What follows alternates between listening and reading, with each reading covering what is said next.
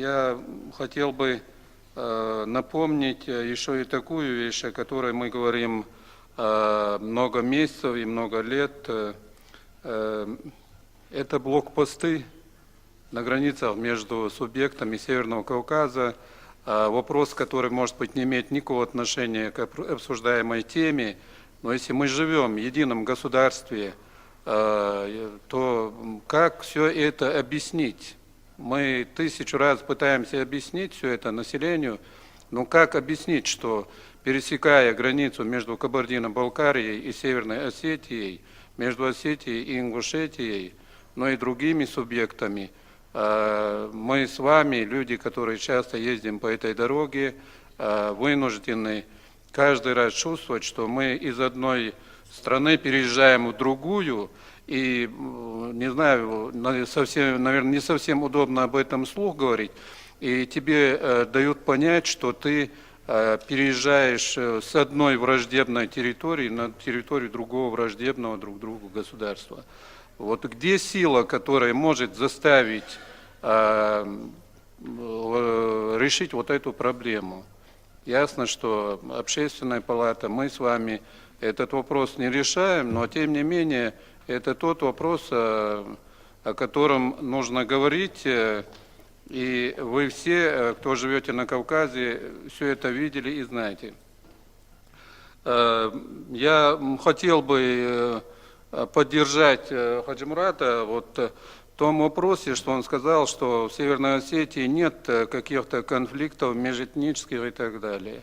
Это очень приятно. И люди, которые плохо знают Кавказ, люди, которые один раз отдыхали, допустим, в Пятигорске, и которые считают, что это дает им повод назвать себя знатоками Кавказа, вот набор фраз у них, что Кавказ сотрясают межэтнические, межрелигиозные, клановые, прочие конфликты и так далее. И это говорят люди, которые абсолютно не знают Кавказ. Я не буду говорить там про края области и так далее, это другое. Если мы сегодня здесь подчеркнуто термин используем республики, то вот, может быть, я тоже не знаю Кавказ, может, я тоже не знаю республики, но это связано с тем, что вот мне неизвестны примеры вот последних многих даже лет каких-то межэтнических и межрелигиозных конфликтов Осетии, Ингушетии, в Чеченской республике, в Дагестане. Если они кому-то известны, то пусть напомнят. В то же время действительно за пределы вот этих республик выезжаешь, и там должностные лица, начальник отдела внутренних дел одного из районов в Ставропольском крае, выступая на представительном совещании, и об этом пресса пишет, как положительное что-то, говорит, вот приезжают лица кавказской национальности и ведут себя, вот у нас здесь в кафе, ресторанах, как хотят. Интересно, а лица кавказской национальности, если они даже на Кавказе не могут зайти в кафе, зайти в ресторан и так далее, куда они должны ехать, ездить? В Иран, в Афганистан или куда-то? Понимаете? И это говорит человек, который, он-то именно не является лицом кавказской национальности. И не является, когда я говорю лицом кавказской национальности, я-то имею в виду и русских и так далее. Человек, который является совершенно уроженцем другой страны. Теперь, что касается вот темы нашего сегодняшнего обсуждения, она тема очень острая и злободневная. Я привел бы такой пример. По Чеченской республике.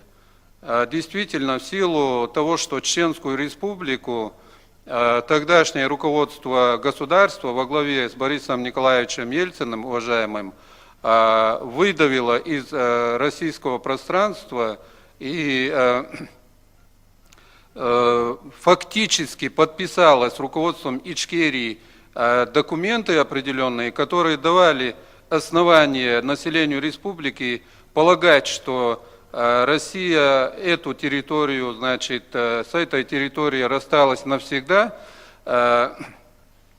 естественно, сложились какие-то группы, какие-то сообщества, взгляды которых были совершенно противоположными на решение тех или иных проблем. Это партийно-хозяйственный актив советского периода, бывшие руководители райкомов, горкомов, райисполкомов, директора совхозов, заводов и так далее. Это новые, значит, в кавычках элита, бригадные генералы и так далее, ну и многие другие. И когда началась Вторая война,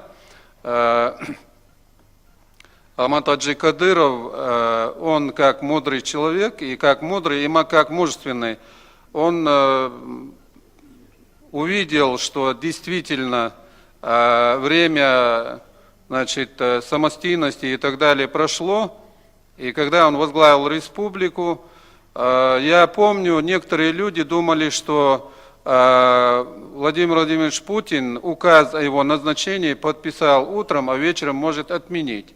И вот это заблуждение заставило этих людей, значит, писать письма в адрес Путина с просьбой отменить указ о его назначении. И когда состоялось его представление, я присутствовал, и он сказал тем людям, которые открыто выступали против него, он сказал: то, что вы делали, все это в прошлом. Я готов с вами со всеми работать, но впредь мы должны работать в мире, в согласии и так далее. И был только один человек, который не пожал там руку. Второй шаг какой был у него? Это очень важно. Он сказал: те, кто в горах, а мы помним оценки, если верить Генеральному штабу, а не верить у нас нет оснований, Генеральный штаб,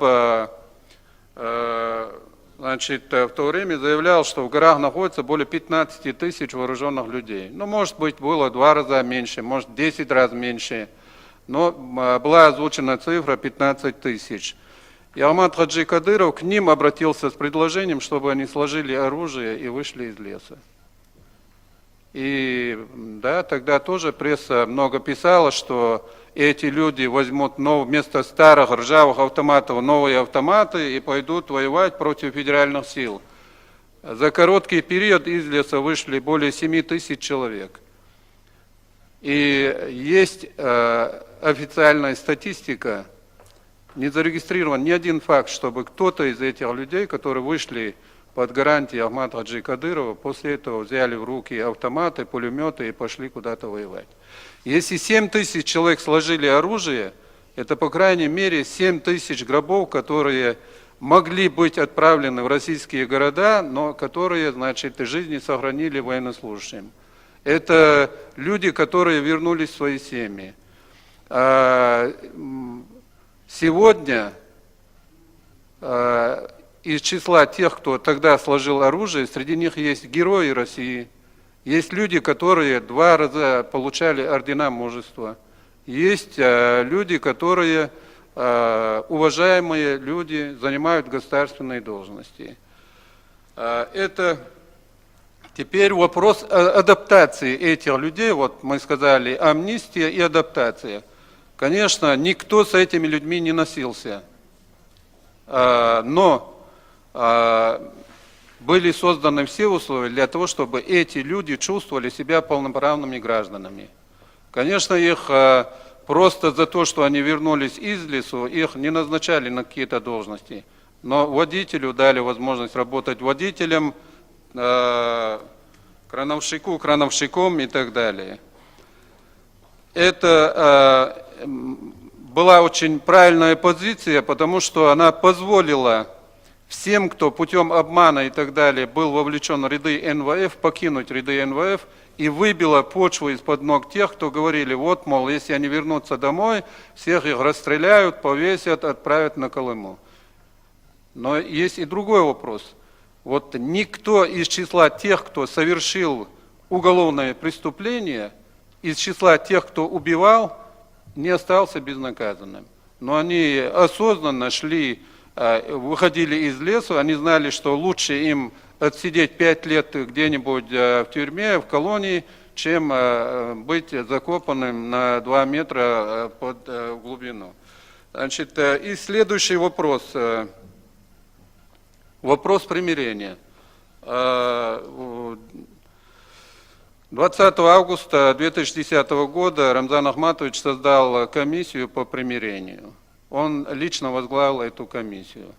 Значит, в нее вошли и депутат Государственной Думы Адам Делимханов в качестве заместителя, и муфтий Султан Хаджи Мирзаев в качестве заместителя, и другие уважаемые люди.